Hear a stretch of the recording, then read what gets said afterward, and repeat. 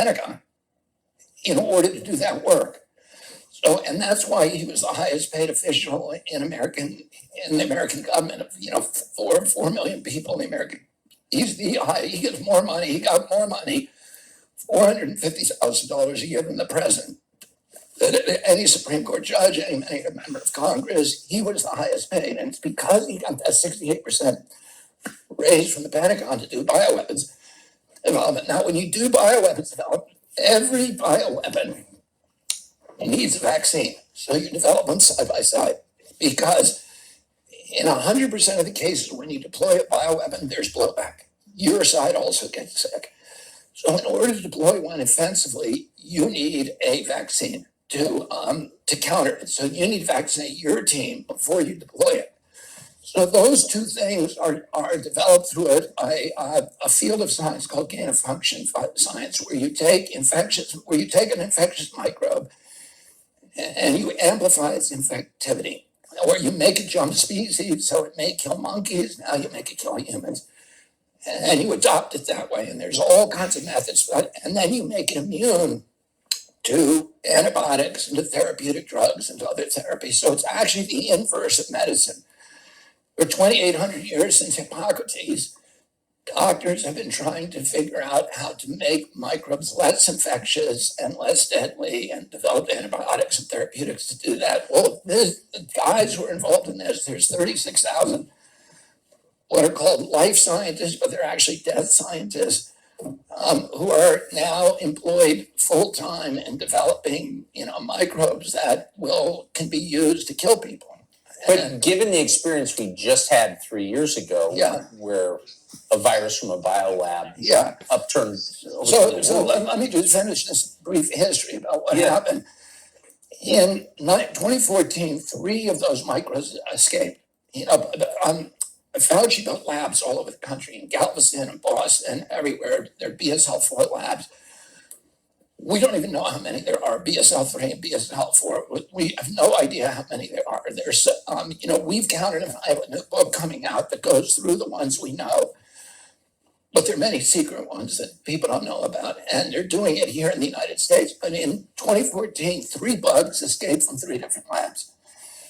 And they were high-profile breaks, and they were very dangerous things, smallpox and a couple of other bad microbes. The public learned about it, and there was a lot of publicity, and Congress held hearings. 300 scientists wrote President Obama and said, you've got to shut down Anthony Fauci, because he's going to create a microbe that will cause a global pandemic. And so Obama signed a moratorium that shut down the 18 worst of Anthony Fauci's experiments, where most of them were taking place in Galveston and in North Carolina, by a scientist called Ralph Barrick down there. And instead of obeying that law, Anthony Fauci shifted a lot of his operations offshore. And those operations ended up, most of them, in the Wuhan lab, which is a military lab, and that the Chinese run, the People's Liberation Army. And then a lot of them went to the Ukraine. So a lot of that science now, and it's funded, Fauci was funding lots of it. But then the other government agencies began to get confidence in, their ability to get away with it. And most of it is being funded by the Department of Defense. Most of all, the biggest single funder is USAID, which is, a CIA cutout. Do you think the lab leak was a leak, or was it intentional? The best science shows that, indicates that the people who were working on a particular coronavirus technology that was taught by Ralph Barrick, it was developed by the US government, with NIH money. It was then taught to a group of scientists, Xi Zhengli, who's famous, the Bat Lady, and then her assistant, Ben Hu, and a couple of other scientists at the Wuhan lab. Barrick taught them 2 things. He taught them, one, how to engineer the spike with a furin cleave that could attach to the ACE2 receptors of the human lungs and make people sick and spread, through the air. He taught them another trick that has nothing to do with public health, conceivably, which is a technique called seamless ligation, which is a technique for disguising the evidence of human tampering. So you can make the microbe and then you can erase the evidence that human beings actually made that microbe. And Ben Hu was leading that research. Ben Hu then got sick with two other of his fellow researchers, and they ended up in the hospital with COVID symptoms in November of 2019. So it appears that Ben Hu, and then Ben Hu, the subway line that goes past the Wuhan lab and goes straight to the airport, all the original cases were along that subway line. And so the intelligence agencies that are actually being honest about that, and most of them are not, believe that Ben Hu and two other researchers got sick that the most likely scenario is that Ben Hu and two other researchers who were working on infectious coronavirus bioweapons got sick and they didn't know it. And so they were riding that subway line every day and infecting people before they actually got symptoms. And that's probably what happened, but nobody knows. You've said a number of times publicly, many times publicly, and I think it's now been confirmed that CIA had knowledge of, at best, had knowledge of your uncle's assassination, knew things. It's still being hidden now. What do you think, and that's obviously true, what do you think the motive was in that killing? Well, I think the people who were involved in it, the specific people who were involved in it were almost all associated with the Miami station, which was the largest CIA station at that time. It was basically, it was the Cuban station. And the people who were involved in that station were people like Bill Harvey and David Atlee Phillips, who was clearly involved in my uncle's assassination. He was, by all evidence, he was Lee Harvey Oswald's handler at the CIA.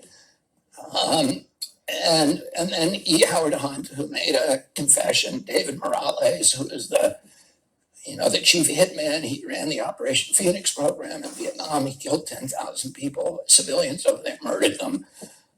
And he also gave a confession of being in Dallas. And then there were, most of the people were associated with Cuba, and the impetus came from that group of people who were angry at my uncle for not sending in air cover during the Bay of Pigs invasion, and even more so after the 1962 Cuban Missile Crisis.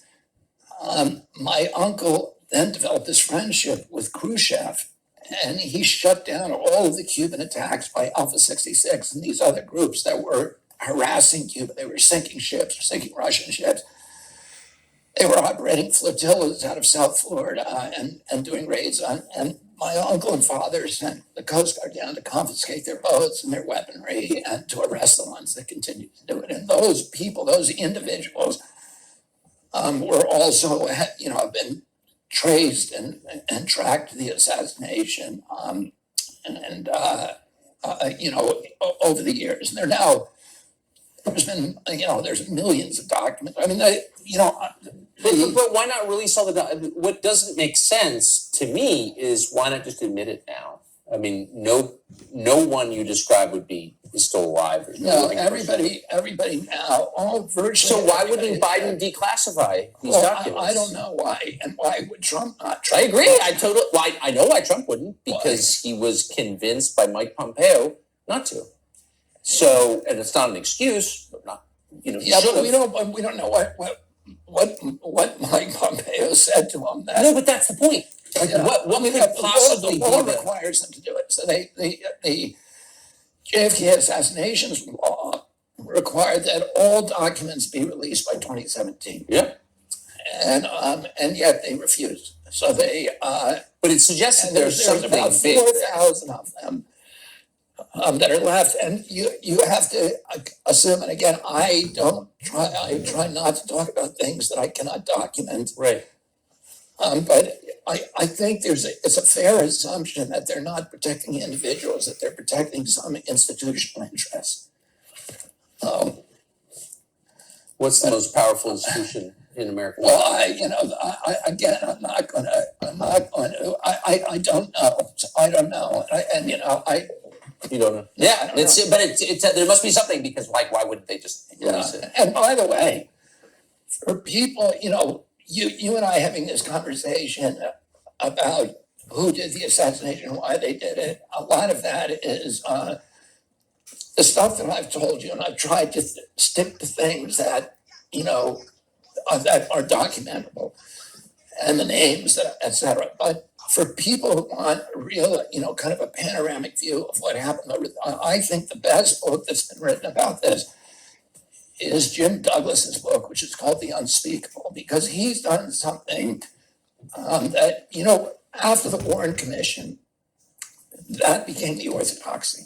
And the New York Times and all the major news organizations have enforced that orthodoxy, and anybody who challenged that orthodoxy becomes a conspiracy theorist. And in fact, in 1967, the CIA sent a letter out to a telecom out to all of its Operation Mockingbird people, which are all the assets it had in the American press, more than 400 people, editors, senior writers in the American press, saying, from now on, anybody who questions the single gunman theory of the Kennedy assassination should be characterized as a conspiracy theory. So they didn't coin the word conspiracy theory, but they popularized it with that memo. They sent a memo out to all their stations saying that talk should be discouraged. So